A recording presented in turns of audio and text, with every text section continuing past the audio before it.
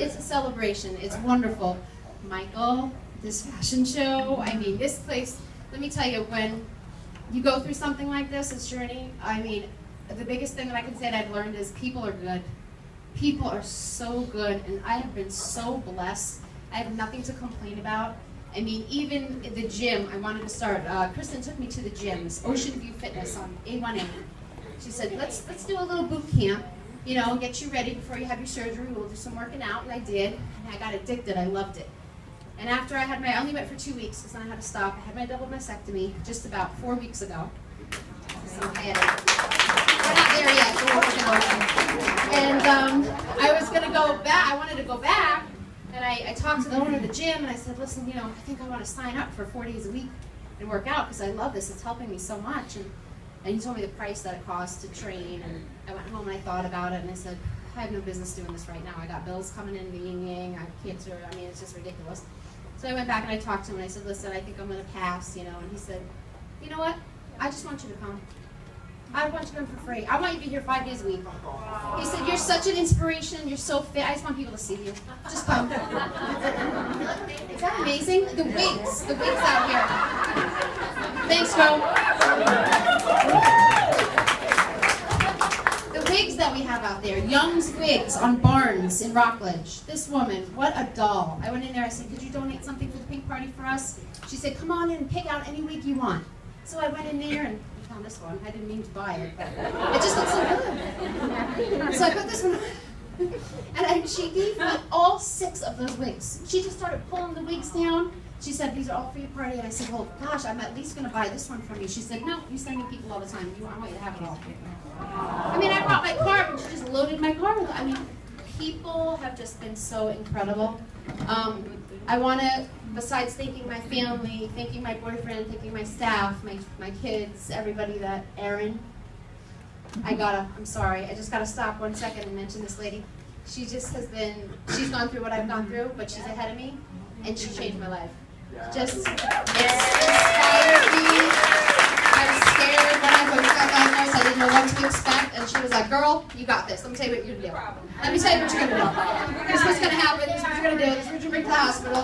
You're not going to be able to eat. Tell your mama to come so she can feed you your pancakes. This is how it's going to work. And, oh, man, was that an amazing, amazing. Thank you so much. I'm so glad. God put you in my life for a reason. Thank God. You ladies rock. 27 years cancer-free!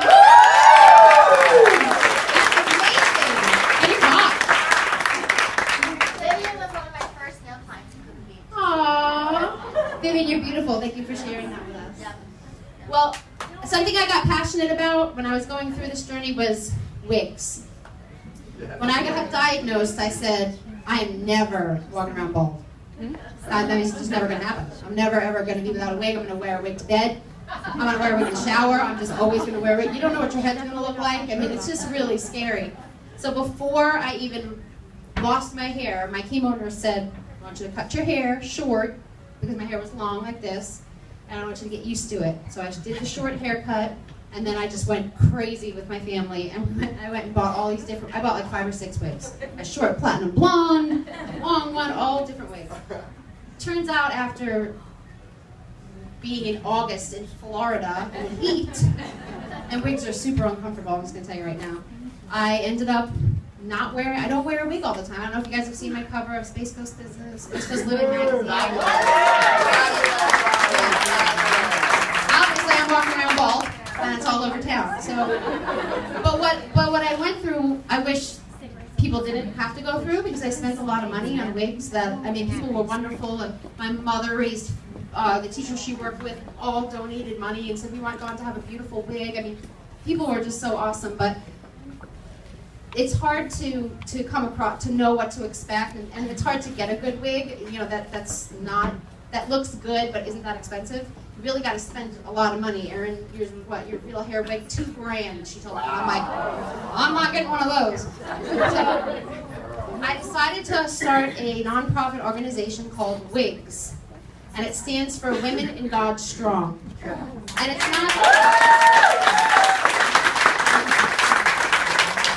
not just going to be for women. It's Women in God Strong are the women that are going to be running the organization. It's for men. It's for women.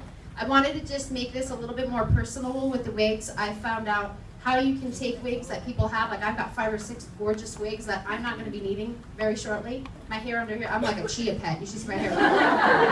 It's growing so fast. So I want to be able to donate these wigs to women that are, I mean, I'm meeting a woman every day that is diagnosed with cancer that is going to be going through this. So I found out how to sanitize them and how to wash them and how to heat the inside of them, so the part that goes in your head. I want to be able to collect them, and then I'm at all the functions that we have, maybe through Imperial or Hope for a Single Mom. All of the organizations that we work with have just a table set up with all these gorgeous wigs, and I just want women to come and be able to pick one.